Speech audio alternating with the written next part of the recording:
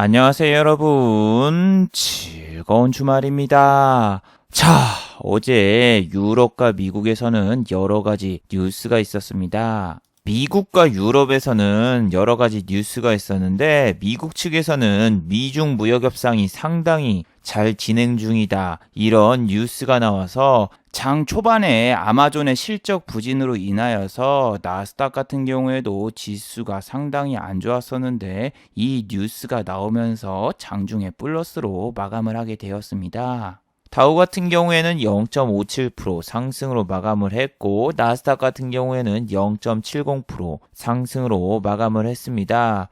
그리고 유럽 쪽에서는 브렉시트가 예상대로 연기가 될 것이다, 이런 뉴스가 나오면서 대부분의 유럽 증시는 약상승으로 마무리가 됐습니다. 그리고 우리나라 야간 선물도 0.41% 상승을 하였고, 외국인의 수급이 들어오면서 아주 보기 좋게 마감이 되었습니다. 자, 그런데 다음 주에는 FOMC 회의가 있습니다. 미국 연준에서 금리 인하를 하느냐 마느냐 다음 주에 결정이 되는데, 만약 금리 인하를 한다고 해도 올해는 더 이상 금리 인하를 하지 않을 것이라는 예상이 지배적인데, 오히려 여러분, 지금 코스닥 제약 바이오주에는 악재 뉴스도 금요일날 나왔기 때문에 코스닥 같은 경우에는 하락으로 출발할 가능성이 현재 상당히 높은 상황입니다. 자, 오늘 이 시간에는 FOMC 회의를 앞두고 한국 증시는 과연 어떻게 될까? 그리고 진짜 미중 무역 협상은 잘 진행이 되고 있을까에 대해서 한번 알아보도록 하죠. 자, 그럼 먼저 해외 시황과 국내 시황, 그리고 이번 주 특징주를 한번 살펴보도록 하겠습니다. 자, 그럼 먼저 해외 시황부터 한번 살펴보도록 하죠. 자, 먼저 해외 시황입니다. 다우 같은 경우에는 0.57% 상승으로 마감이 되었는데, 어제 다우와 나스닥에서는 실적 발표를 한 기업들이 여러 가지가 있었는데, 첫 번째, 어제 인텔에서 여러분 실적 발표를 했습니다. 인텔에서는 실적 발표를 했는데 상당히 양호한 모습을 보이며 8% 상승하는 모습을 보여주었습니다. 하지만 인텔 같은 경우에는 나스닥에 상장 중이기 때문에 나스닥 지수에 관련이 있지, 여기 다우와는 상관이 전혀 없어요. 미국의 IT하고 그리고 반도체 같은 경우에는 전부 다 나스닥 상장이고, 우리나라는 코스피에 삼성전자하고 하이닉스하고 상장이 되어 있기 때문에 오히려 나스닥 지수가 더 중요한데, 어제 인텔이 이렇게 8% 상승하면서 좋은 모습을 보여주자 필라델피아 반도체 지수도 어제 상당히 좋은 모습을 보여줬습니다. 어제도 2%대 상승을 하면서 이렇게 보시면은 52주 신고가를 돌파를 했죠. S&P 500도 지금 52주 신고가에 근접해 있는데, 필라델피아 반도체 지수도 지금 52주 신고가를 돌파했죠. 그리고 환율을 보시면은 1171, 어제랑 별 차이가 없고, 원자재 유가를 살펴보시면은 56불을 뛰어넘었습니다. 이건 미중 무역 협상이 잘 되고 있다 하면서 유가가 오른 건데, 그런데 여러분, 이 미중 무역 협상에 대한 게 매번 똑같은 뉴스입니다. 중국 측에서 전화를 받았다. 그리고 최종 협상 시한이 다 돼간다. 그런데 우리는 협상을 11월 16일 아세안 회의에서 할 것이다. 계속 똑같은 말만 반복을 하고 있어요.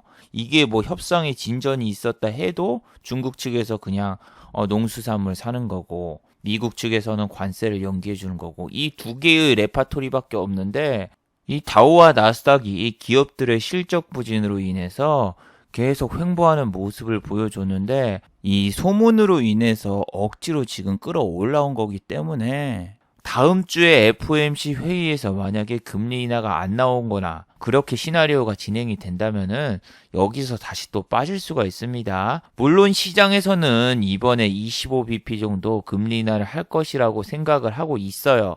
그런데 지난번에 파월 연준 위원장이 얘기했던 게 뭐죠? 미중 무역 협상이 잘 안 되거나 경제 지표가 안 좋게 나올 경우에는 금리 인하를 고려해 보겠지만, 그렇지 않은 이상은 아직 미국 경제는 그렇게 우려할 만한 필요가 없다, 이렇게 이야기를 했기 때문에 그게 좀 불안합니다. 스몰 딜도 나왔고, 그리고 경제 지표라던가 실적들이 나왔는데 그냥 쏘쏘한 모습이고, 그래서 굳이 금리 인하를 해야 될까? 아니면은 이번에 금리 인하를 하면은 그 다음번에는 금리 인하가 없다라고 지금 이렇게 예상이 되고 있는데, 일단 야간 선물에서 외국인의 매수세가 들어오면서 우리나라는 0.41% 오르면서 좋은 모습을 보여주고 있죠. 그래서 다음 주에 외국인의 순매수가 또 코스피에 들어올까도 좀 기대를 해볼 수 있는데, 저는 지금 세계 증시가 뭐 트럼프의 말 한마디 혹은 시진핑의 말 한마디에 왔다 갔다 하는 게 지금 좀 불안한 요소가 있어서 보수적으로 하고 있습니다. 나스닥 같은 경우에도 어제 0.70% 상승을 했는데, 여러분 진짜 웃긴 게 뭐냐면은 나스닥의 아마존은 실적을 발표했는데 오히려 실적이 부진했다 해서 초반부터서 내렸어요. 여기 보시면은 마이너스 4.82%까지 내렸다가 종가에는 마이너스 1%대로 멈췄는데, 실적 발표를 두 군데서 했죠. 첫 번째는 인텔, 두 번째는 이제 아마존인데, 아마존이 시총이 훨씬 더 높습니다. 시총으로 따지면은. 그래서 아마존이 내리자 초반부터서 나스닥이 내리다가 이제 미국 상무부에서 발표한 미중 무역 협상에 대한 설명을 했는데, 얘네도 진짜 지금 좀 억지로 지금 시장을 올리고 있습니다. 이게 시장이 방향성을 못 찾고 움직이질 못하니까 뉴스에 이렇게 얘도 뿅 하고 올라왔는데, 이 위를 다음 주에 돌파할까 안 돌파할까는 FOMC 회의 그리고 금리 인하에 달려 있습니다. FOMC 회의가 언제 하는지는 여러분 다 알고 계시죠?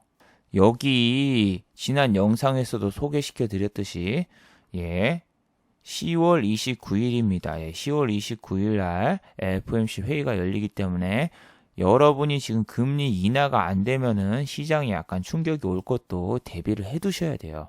근데 95%가 금리 인하를 생각을 하고 있고, 금리 인하가 되면은 또 반대로 이슈 소멸, 그리고 만약에 파월이 나와서 더 이상 우리 금리 인하가 없다, 이번까지만 하고 11월 12월에는 금리 인하가 없다 하면은 남은 두 달간 이제 기대감이라고는 칠레에서 열리는 아세안 회의밖에 없겠죠. 증시가 원래 기대감이 선 반영돼서 움직이는 게 많은데, 지금 같은 경우에는 기대감을 억지로 짜내는 그런 느낌이 너무 강해요. 매번 트럼프가 중국이 지금 뭐 무역협상을 간절히 바라고 있다, 뭐 하고 있다 그러지만, 실제로는 트럼프가 지금 탄핵 스캔들에 나오고 지지율이 떨어지자 매번 저 이야기밖에 안 하고 있는데, 그나마 탄핵 스캔들이 나와서 그런지 이제 중국 쪽에 좀 우호적인 얘기를 하고 있어서 그나마 다행이네요. 원래는 주말에 중국에 관한 어떤 이야기를 트윗에 싸지를까 그것 때문에 좀 걱정이 되는데, 요즘에는 그런 걱정이 약간 줄어들었네요. 그리고 지금 비트코인이 28%대 급등을 하였습니다. 비트코인이 시진핑이 발언 한마디에 20% 급등을 했어요.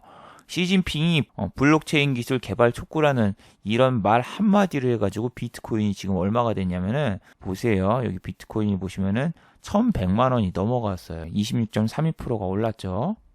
저는 비트코인 같은 경우에는 24시간 열리고 주말에도 해서 피곤해서 저런 건 안 하는데, 저런 뉴스가 나왔으면은 다음 주에 뭐 우리 기술 투자?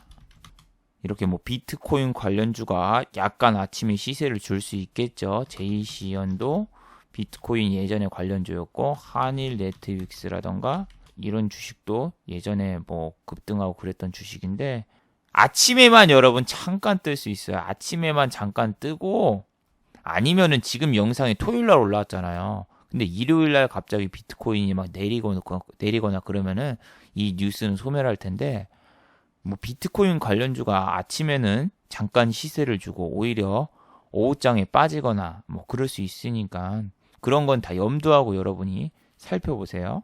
그리고 코스피와 코스닥 국내 시황 같은 경우에는 어제 올렸던 영상 코스피 외국인 순매수 유입, 하지만 왜 내 종목은 하락할까, 이 영상을 참고해 주시기 바랍니다. 그리고 한국 GDP와 그리고 한국 경제에 관한 거는 이 전날 영상을 참고해 주시고, 종목적으로 넘어가 보면은 제약바이오에 좀 암울한 소식이 있습니다. 첫 번째 HLB 같은 경우에는 어제 장이 끝나고 공시가 하나가 나왔습니다. 바로 공매도 과열 종목 지정이라는 이야기죠. 자, 공매도가 지금 사상 최고치죠. 여기 보시면은 제약바이오 중에서 HLB가 공매도 사상 탑입니다. 사상 탑. 여기 보시면 현재 셀트리온이 시가총액 1위인데 HLB가 떨어지면서 어제 급락을 해가지고 시가총액 2위로 됐는데 얘가 지금 공매도가 어마어마해요. 그리고 공매도 과열 종목에도 걸렸고 시장에서는 25일 날 FDA의 사전 미팅을 할 것이다 하는 그 기대감에 20만 원대까지 올랐다가 그리고 오히려 미팅이 하는 날짜에 어제 급락을 했는데 모두가 알고 있는 뉴스죠.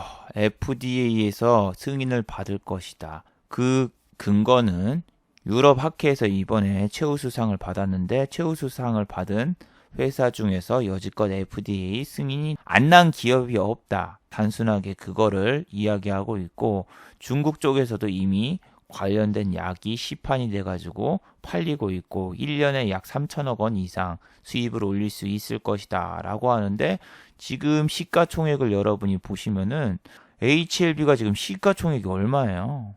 지금 여기 보시면 시가총액이 이렇게 돼 있는데 FDA 승인 허가가 나도 개인적인 생각하기에는 비싸 보입니다. 예, 비싸 보여요. 승인이 다 된 거를 다 포함해도 지금은 상당히 높죠. 그런데 지금은 HLB 관련된 기사라던가 레포트만 봐도 사람들이 뭐 공매도 쳤냐 하면서 막 이렇게 기사가 올라오는 거 보는데 옛날에 15만 원대에 올라갔던 그 신라젠을 보는 것 같아요. 사람들이 뭐 한국 바이오 기술 발전을 위해서라도 주가와 상관없이 뭐 성공했으면 좋겠습니다. 뭐 했습니다 하는데 지금 현재 수급 보시면은 기관이라던가 외국인들 먹튀하고 있죠. 개인분들만 이 꼭다리에서 물려버리면은 이제 안 좋은 레포트, 외국계의 안 좋은 레포트가 나오고 그리고 또 요렇게 한올 바이오 파마라던가 요렇게 제약 바이오 관련해서 압수수색이라던가 뭐 요런 거 나와 버리면은 그냥 섹터 자체가 우르르르 무너집니다. 자, 어제 제약 바이오가 내린 가장 큰 이유 중 하나가 강스텐 바이오가 3상을 실패했다. 그 뉴스의 한가를 갖고 제약 바이오 대부분이 어제 내리면서 안 좋은 모습을 보였는데 한올 바이오 파마가 아침에 이 압수수색 이야기 때문에 내린다. 그러면은 제약바이오의 투심이 안 좋아서 같이 또 HLB하고 내릴 수도 있습니다. 가뜩이나 공매도 과열 종목까지 지정됐고 여러분이 아시나 모르겠지만 이 HLB 같은 경우에는 시간외에서 이미 4.12%까지 내렸어요. 내렸기 때문에 여기에서 산 애들은 아침에 갭이 뜨면 무조건 수익이기 때문에 시작하자마자 시초가부터서 내리면서 시작할 확률이 높아요. 시총 2위인 주식이 마이너스로 시작을 하면은 우리나라 코스닥 지수도 밀리면서 시작을 하겠죠. 코스피와 야간 선물이 상승을 했고 다우하고 나스닥이 상승을 했으니까 상승세로 타고 올라가면서 시작할 수도 있죠. 실제로 하이닉스가 3%대로 상승하고 어제 시작을 하니까 코스피 같은 경우에는 장 초반부터서 상승으로 시작을 했었죠. 근데 HLB가 어제 급락을 하니까 코스닥 지수도 그냥 1%대 급락한 것처럼 코스피 쪽은 지금 상승으로 시작하고 올라갈 확률이 높지만 코스닥 쪽은 이 HLB 하나 때문에 그냥 제약주가 휘둘리면서 상당히 고전할 수 있는 확률이 현재로서는 높습니다. 그리고 여러분 지금 가장 중요한 게 뭐다? 지금은 실적 발표 기간입니다. 이제 실적 발표 기간이 몇 일 안 남았어요. 이게 거래 일수로 따지면은 여기서부터서 여기까지 4일과 그 다음에 11월 달 여기서부터 여기서부터서 여기 하면은 이제 남은 기간이 별로 없거든요. 약 15일 정도밖에 안 남았단 말이에요. 15일 정도밖에 안 남았고 어제도 실적 발표한 회사가 있었고 오늘도 다음 주에도 실적 발표할 회사들이 여러 군데 있는데 그건 여러분들이 빨리 찾아가지고 빨리빨리 실적이 어느 정도 나올까 예상을 해보고 매매하는 게 제일로 중요합니다. 어제 실적 발표한 회사 뷰익스도 실적을 발표했는데 3분기 영업이익 전년 대비해서 1.6% 마이너스다 이렇게 나왔는데 예상치하고 이거를 보시면은 근데 얘 같은 경우에는 지난 분기에도 실적 발표했는데 실적 발표한 다음에 주가는 오히려 안 좋았죠. EQ로 검색해 보시면은 자 8월 14일 날 실적을 발표했는데 오히려 내렸어요. 실적 발표 이후에 이게 내렸어요. 이게 실적 발표 이후에 다음 날 반영된 게 이게 아니냐가 아니라 보시면 2시 30분에 실적을 발표했거든요. 촥 해서 내렸다가 그 다음 날도 내렸다가 찌질찌질 거리다가 그 이후에 다른 이슈로 이렇게 팍 올랐거든요. 그런데 이번에도 지금 실적을 발표를 했는데 이게 지금 가이런스를 충족했을까? 여기가 예상치죠. 분기별로 예상치 324억 원이 영업이익을 예상을 하고 있는데, 자, 이게 감소한 게 중요한 게 아닙니다. 문제는 시장 가이런스를 충족하나. 이건 별로 안 나오네요. 영업이익이 68억밖에 안 나왔다고? 영업이익이 68억이면은 일단은 영업이익은 충족을 했고 매출액은 324억 원. 이게 지금 P네요, P. 이게 지금 P예요, P. P는 뭐다? P는 영어로 블러드죠. 그 블러드가 아니라 P는 실적 확정치를 P라고 합니다. 이게 6시가 넘으면 이게 P로 바뀌는데 예상치를 찾아야죠. 컨센 하회네요. 이게 컨센과 그리고 예상 실적이 나온 건데 영업이익 같은 경우에는 충족했지만 순이익이라던가 매출이 상당히 떨어지죠. 그리고 시간에서 보시면은 금요일이라서 거래 자체가 없습니다. 여기 1% 올랐다고 해서 실적 발표 이후에 지금 좋은가 보구나가 아니라 거래 자체가 6주, 2주예요. 합쳐서 거래량이 8밖에 안 되니까 지금 이 실적 갖다가 지금 이 정도 나왔으니까 매수해볼까 이렇게 생각하면 안 됩니다. BX 자체는 이렇게 보시면 알겠지만 호가창이 되게 얇고 주식 발행수가 적은 회사예요. 그래서 조그마한 이슈에도 올라갈 때도 있지만 시장에 유통되는 주식수라던가 그리고 이 발행수가 적은 종목이라서 호가가 받쳐주지 못하는 종목입니다. 호가가 받쳐주지 못해서 큰 돈으로는 못 들어가고 아까처럼 실적이 나와도 오히려 반응이 별로 없습니다. 그리고 최근에 여기 보시면 공매도 과열 종목으로 지정됐는데 이게 거래가 별로 없는데도 별로 공매도가 그렇게 처지지 않았어. 여기 보시면은 10일날 보세요. 공매도 거래량이 별로 그렇게 크지도 않아. 여기 보면 별로 거래량이 크지도 않은데 공매도 과열 종목으로 지정된 게 이거 다 합쳐봤자 별로 안 돼요. 주식 발행수가 적어서 그래요. 그래서 여러분이 지금 현재 공매도 과열 종목이 지금은 아니죠. 16일 전에 공매도가 이 과열 종목 지정된 거기 때문에 공매도의 타겟이기도 하고 실적은 그렇게 썩 좋게 나오지 않았다. 이런 거를 잘 체크해 봐야 되겠죠. 자, 그리고 한샘에서도 실적을 발표했어요. 여러분이 한샘하면 떠오르는 게 뭐죠? 속셈학원이죠. 저는 깜짝 놀란 게 서울에 살 때도 한샘 속셈학원이 있었는데 부산에 오니까 부산에도 한샘 속셈학원이 있더군요. 체인점은 아닌 것 같고 그냥 한샘하면은 속셈학원이 전 떠오르더군요. 자, 이번 분기 실적이 한샘도 발표를 했는데 가이런스가 여기 있어요. 실적 전년 대비해서 마이너스 30% 71억 원이다. 이렇게 나오는데 얘는 인테리어 관련 주죠. 대한민국에서 인테리어 산업 1, 2위를 해도 요즘 이케아에 많이 밀리는 경향도 있고 얘 같은 경우에는 52주 신저가를 가면서 매번 안 좋은 모습을 보이고 있죠. 저는 항상 얘기했죠. 얘가 여기서 잠깐 올라왔어요. 잠깐 10만 원대로 올라왔어도 지금 분기별 실적이 잘 안 나오는데 이렇게 장이 좀 꾸질꾸질하면은 약간 쇼커버링 형상으로 52주 신저가를 달리고 있는 한국전력이라던가 현대차라던가 한샘 같은 애들 잠깐 이렇게 반등이 나온다고요. 이렇게 해서 이렇게 반등이 나와도 결국에는 다음 분기 실적 나오고 뭐 그러면서 52주 신저가로 다시 향해 간다. 매번 얘기하잖아요. 여기서 이쪽에서 샀으면 뭐 이렇게 해서 수익을 봤을 거다.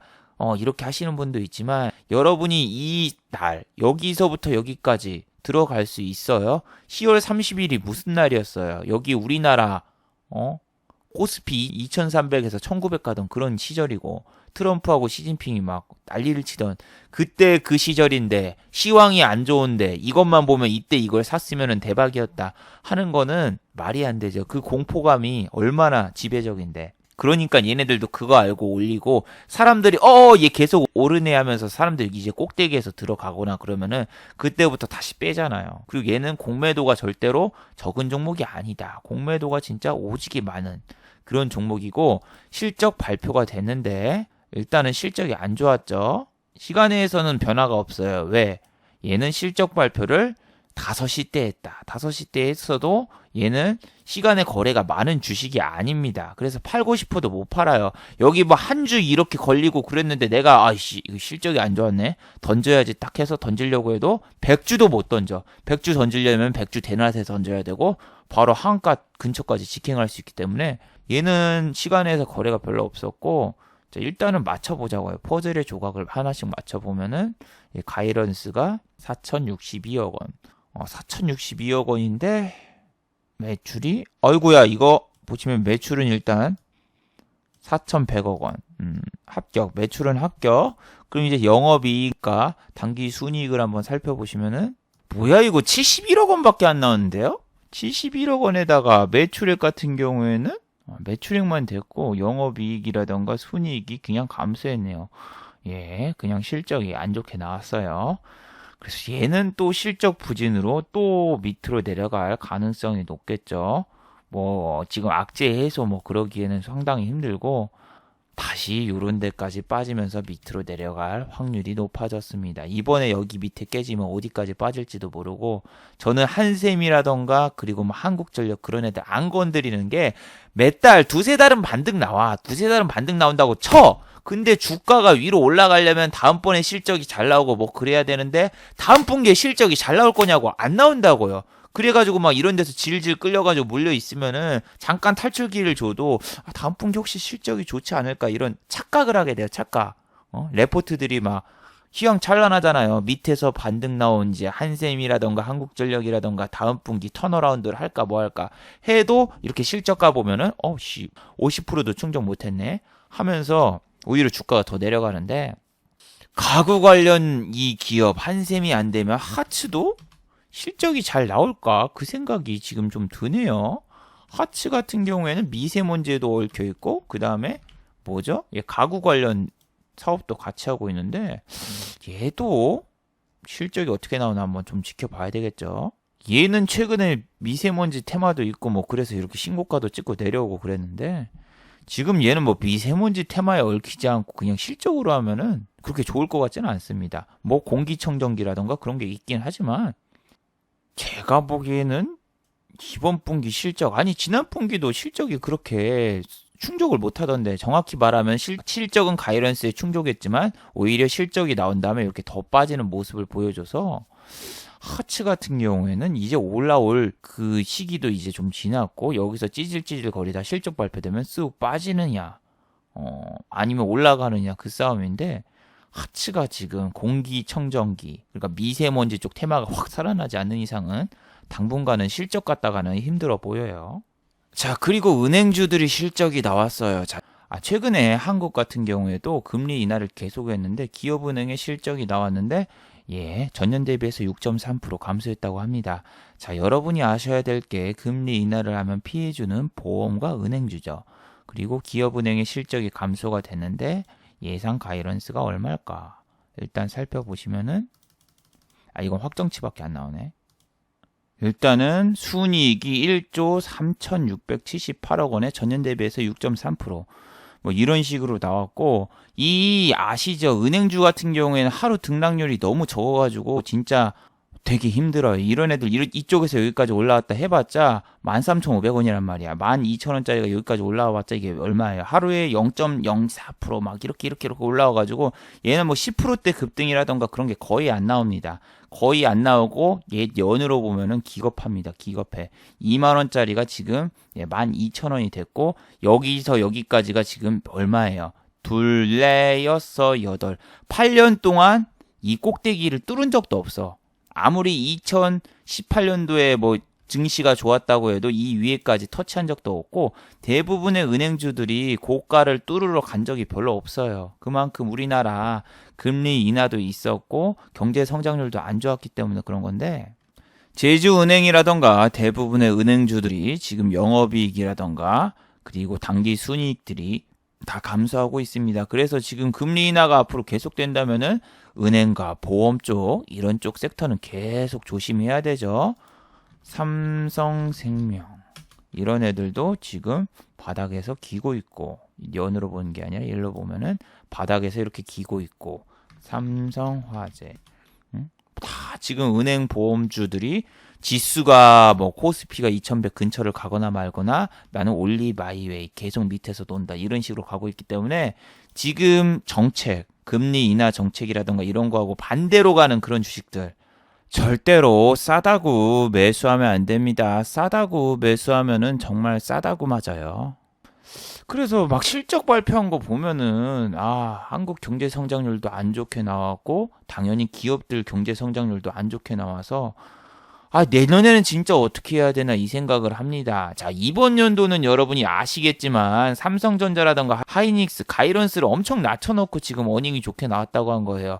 17조 원. 작년에 17조 원, 작년에 17조 원이었어요. 17조 원. 삼성전자 작년에 실적이 17조 원이었는데 지금 고작 7조 원 나온 다음에 어닝 서프라이즈라고 한 거잖아요. 어닝 서프라이즈. 2018년도에 영업이익이 17조 원이었는데 지금 실적이 나온 게 7조면은 10조가 까졌단 말이에요. 10조. 근데도 가이런스를 충족해서 지금 52주 신고가를 가고 그러는데 이거는 억지로 가이런스를 낮춰놓은 거잖아요.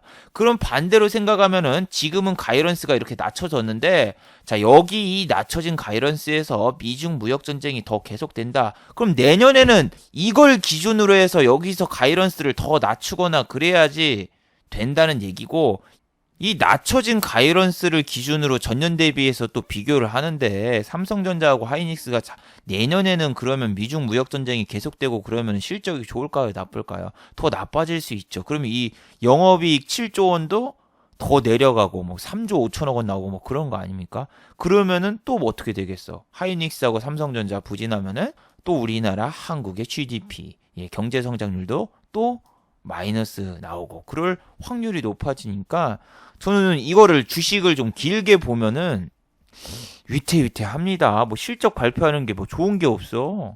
포스코도 실적 발표했죠. 포스코는 어제 포스코 영어로 써야죠. 포스코도 어제 실적 발표하고 4%나 내렸습니다. 4%.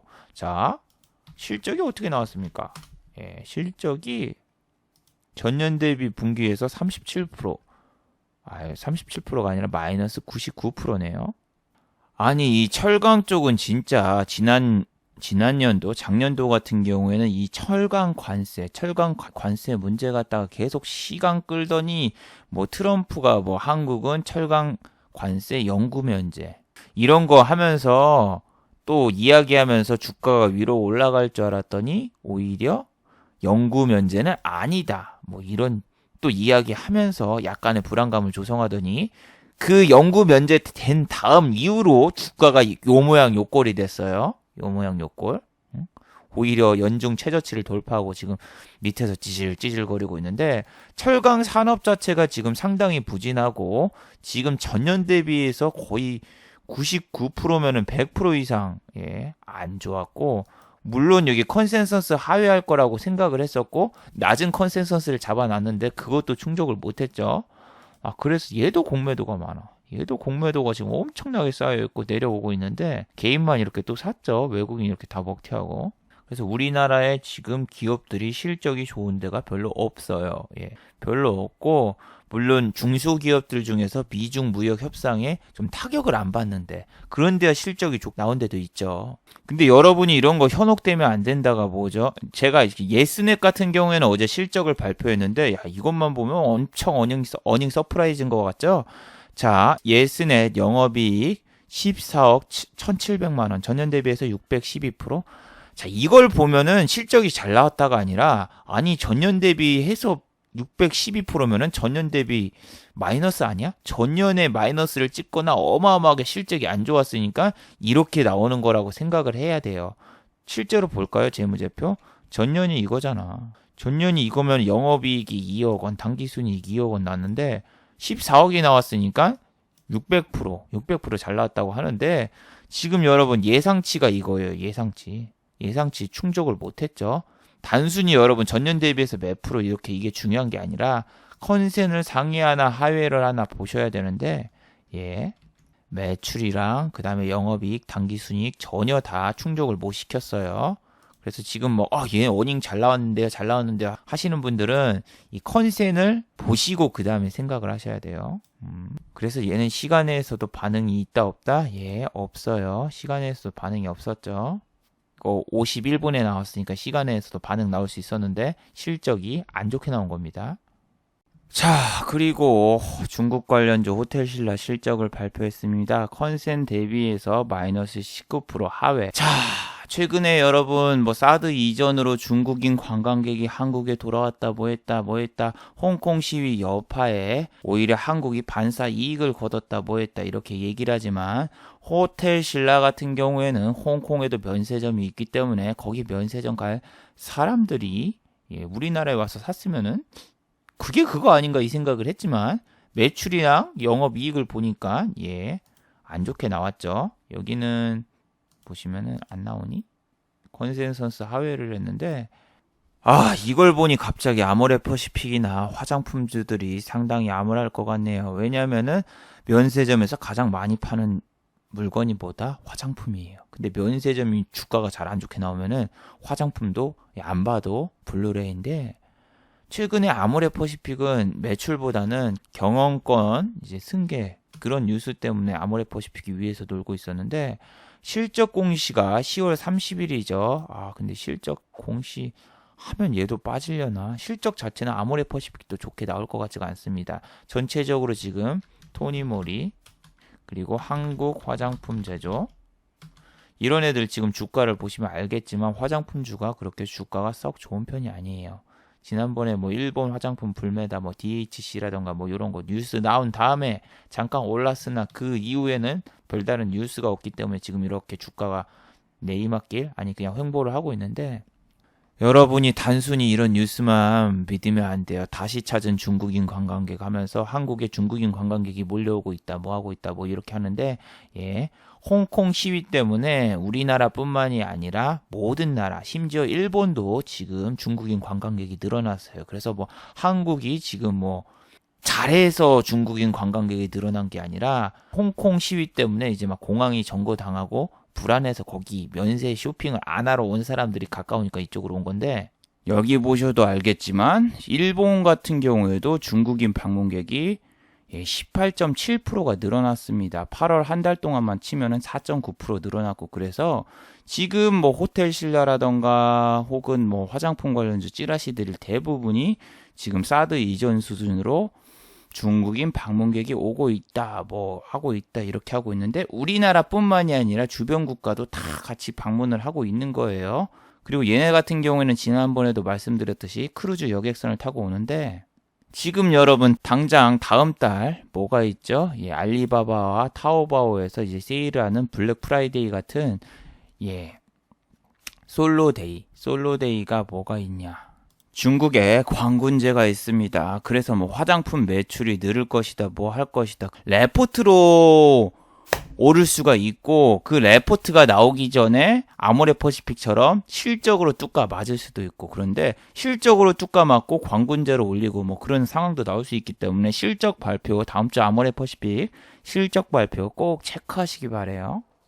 자 그리고 또 실적 발표한 회사가 LG화학 같은 경우에는 최근에 이노베이션과 분쟁이 있죠. 여기 보시면은 기사를 검색하실 때 이노베이션으로 하면은 이노베이션과 특허 관련해 가지고 지금 소송 중이다. 뭐 이러면서 지금 나오죠.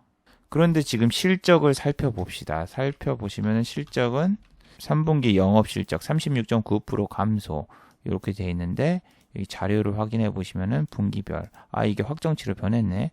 그러면은 여기서 이제 가이런스와 그리고 충족된 걸 여기 정리해 놓은 걸 보면은 가이런스를 충족 전혀 못 시켰네요. 그런데 어제 실적이 아침에 발표한 다음에 오히려 LG화학 같은 경우에는 어제 상승으로 마무리가 됐죠. LG화학 같은 경우에는 최근에 연중 최저치를 찍고 소송 때문에 상당히 주가 자체가 불안해서 그런지 오히려 이런 데서 잠깐 올렸다가 종가는 시가를 이탈을 하면서 내려갔어요. 근데 이쪽에서 지금 가이런스를 보시면은 가이런스는 충족 못했는데 단순히 이제 국내에서 전기차 생산과 그리고 배터리 관련해서 실적이 좋을 것이다. 왜 테슬라가 연중 최고치를 갔기 때문에 오히려 테슬라 때문에 나아지지 않을까, 실적이 나아지지 않을까 이렇게 생각하는 레포트도 나오고 그리고 배터리 산업 같은 경우에 문제가 없다.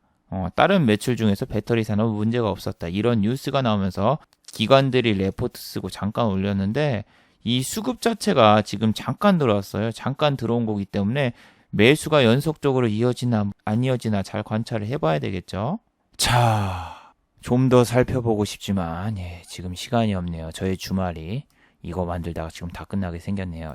자, 마지막으로 한번 정리해 보도록 할게요. 1번 3분기 실적 발표 기간이 약 15일밖에 남지 않았습니다. 11월 15일 한국의 3분기 기업 실적 발표가 마무리가 됩니다. 이번 분기 실적을 발표하는 회사들 대부분이 지금 실적이 저조하죠. 호텔신라, 포스코, 현대로템, 이 코스피에 등록되어 있는 이런 시총이 큰 회사들도 지금 가이던스를 충족 못 지키고 있고, 그보다 더 중요한 게 미중 무역 전쟁이 더 길어지면은 지금 현재 가이던스도 낮은데 내년에 가이던스를 낮춰도 실적이 더 안 좋게 나올 확률이 높기 때문에 미중 무역 전쟁이 더 길어질 것도 여러분이 염두를 해두셔야 돼요.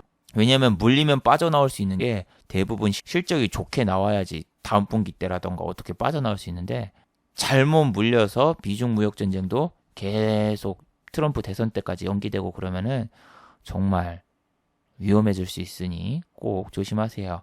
두 번째, 정부 정책에 피해를 보는 주식을 조심하세요. 보험주, 은행주는 금리 인하할 때마다 피해주로 뽑히고 있고 주가도 연일 하락 중이에요. 연봉으로 보시면은 은행주, 보험주는 이번 연도 계속 내리고 있죠. 그것처럼 주가가 단순히 싸다고 사는 게 아니라 정부의 정책에서 피해를 보는 주식들은 지금 매우 위험하고 하락장에서도 오히려 더 내리는 모습을 보이니 주가에 지금 가격적인 메리트보다는 리스크 관리에 철저히 하도록 합시다. 자, 유튜브 광고도 끝까지 시청해 주시면 정말로 고맙겠고, 좋아요와 구독하기도 많이 눌러주시면 정말로 고맙겠습니다. 자, 드디어 이제 즐거운 주말이네요. 다들 주말에는 주식에 관련된 모든 사항을 읽고 즐겁게 한번 보내보도록 하죠. 자, 다들 수고하셨고 즐거운 평일 되시기 바랍니다. 수고하셨습니다.